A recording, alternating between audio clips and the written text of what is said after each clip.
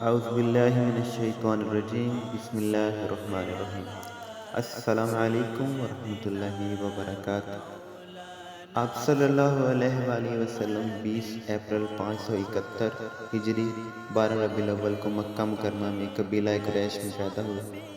آپ صلی اللہ علیہ وآلہ وسلم کے والد عبداللہ وفات پا چکے تھے، اس لیے پرورش آپ کے دادا عبدالمطلب نے کی۔ آپ صلی اللہ علیہ وآلہ وسلم کی والدہ کا نام آمنہ بنت وہب تھا۔ ولادت کے بعد 7 روز تک صوبیہ کا دودھ پیا، جو کہ ابو لہب بن عبدالمطلب کی لونڈی تھی۔ عرب دستور کے مطابق 8ویں روز قبیلہ بنی سعد کی ایک خاتون حلیمہ سعدیہ رضی اللہ عنہ کے سپرد کیے گئے، جو کہ آپ صلی اللہ علیہ وآلہ وسلم کو مکہ کے نواح میں قبیلہ بنو سعد کے گاؤں میں لے گئی۔ حلیمہ سعدیہ آپ صلی اللہ علیہ وآلہ وسلم کو ہر 6 ماہ بعد مکہ لاتی تھی۔ آپ صلی اللہ علیہ وآلہ وسلم 4 برس کی عمر تک بنو سعد میں رہے۔ 6 برس کے تھے کہ والدہ کا انتقال ہو گیا۔ بعد ازاں پرورش اور تربیت پہلے دادا عبدالمطلب نے کی۔ جب 8 برس کے تھے تو دادا بھی وفات پا گئے۔ اس طرح اپنے چاچا ابو طالب کے سائے میں آئے۔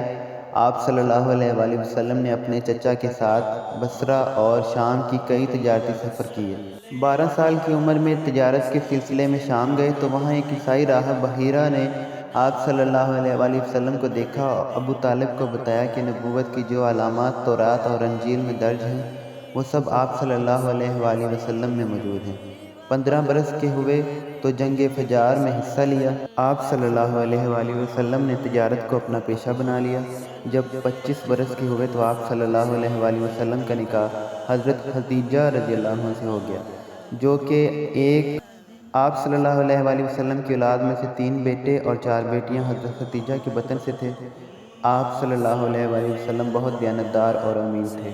جب آپ صلی اللہ علیہ وآلہ وسلم 40 برس کے ہوئے تو ایک دن حسب معمول مکہ کے قریب واقع غار حرا میں عبادت کر رہے تھے کہ اللہ تعالیٰ نے فرشتہ جبرائیل علیہ السلام کی وساطت سے آپ صلی اللہ علیہ وآلہ وسلم کو نبوت کے منصب پر سرفراز کیا۔ فرشتے نے آپ صلی اللہ علیہ وآلہ وسلم سے کہا، اقرأ بسم ربک الذی خلق، یعنی پڑھ اپنے رب کے نام سے جس نے ہر شے کو پیدا کیا اور انسان کو جمے ہوئے خون سے پیدا کیا۔ آپ صلی اللہ علیہ وآلہ وسلم کی نبوت پر سب سے پہلے حضرت ابوبکر صدیق رضی اللہ عنہ، حضرت خدیجہ رضی اللہ عنہ، حضرت زید بن حارث رضی اللہ عنہ، حضرت علی رضی اللہ عنہ، حضرت عثمان بن عفان رضی اللہ عنہ، سعد بن ابی وقاص رضی اللہ عنہ، طلحہ بن عبید اللہ رضی اللہ عنہ، عبید الرحمن بن عوف رضی اللہ عنہ، ابو عبیدہ بن جراح رضی اللہ عنہ اور حضرت زبیر بن عوام رضی اللہ عنہ ایمان لائے۔ آپ صلی اللہ علیہ وآلہ وسلم نے جب اسلام کی تبلیغ شروع کی تو مکہ کی قریش نے اس کی مخالفت کی اور مسلمانوں پر ظلم و تشدد کیا۔ اس کے نتیجے میں چند مسلمان ہجرت کر کے حبشہ چلے گئے۔ بعد ازاں حضور اکرم صلی اللہ علیہ وآلہ وسلم نے بھی حضرت ابوبکر صدیق رضی اللہ عنہ کے ہمراہ مدینہ کی جانب ہجرت کی۔ یہ واقعہ 622 عیسوی میں پیش آیا۔ مدینہ پہنچنے سے پہلے آپ صلی اللہ علیہ وآلہ وسلم نے قباء کے مقام پر قیام کیا اور وہاں مسجد قباء کی بنیاد رکھی، جو کہ مسلمانوں کی پہلی مسجد تھی۔ بعد ازاں مدینہ پہنچ کر آپ صلی اللہ علیہ وآلہ وسلم نے حضرت ایوب انصاری رضی اللہ عنہ کے گھر پر قیام کیا۔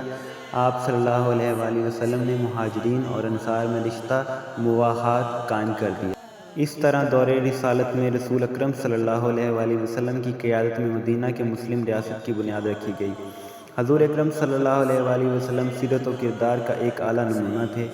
آپ صلی اللہ علیہ وآلہ وسلم بیک وقت ایک بے مثال قائد، بلند پایہ، منتظم اور بہادر سپہ سالار تھے۔ آپ صلی اللہ علیہ وآلہ وسلم کی قیادت میں مسلمانوں نے نہ صرف کفار مکہ کو شکست دے کر 8 ہجری میں مکہ فتح کر لیا، بلکہ اس سے پہلے اور بعد میں دیگر کئی قبائل کو اپنا مطیع بنا لیا۔ آپ صلی اللہ علیہ وآلہ وسلم کی قیادت میں ہونے والے غزوات میں غزوہ بدر، غزوہ احد، غزوہ خندق، غزوہ خیبر اور غزوہ حنین نمایاں تھے۔ حضور اکرم صلی اللہ علیہ وآلہ وسلم نے 10 ہجری میں حج بیت اللہ ادا کیا، جو کہ حجۃ الوداع کہلاتا ہے۔ اس حج کے دوران 1,24,000 صحابہ کرام رضی اللہ عنہم موجود تھے، جن میں 40,000 آپ صلی اللہ علیہ وآلہ وسلم کے ہمراہ تھے۔ آپ صلی اللہ علیہ وآلہ وسلم کی عمر 63 سال تھی۔ آپ صلی اللہ علیہ وآلہ وسلم کو اس حجرے میں سپرد حق کیا گیا جس میں آپ صلی اللہ علیہ وآلہ وسلم کی وفات تھی، اور آپ صلی اللہ علیہ وآلہ وسلم کا روضہ مبارک مسجد نبوی کے اندر واقع ہے۔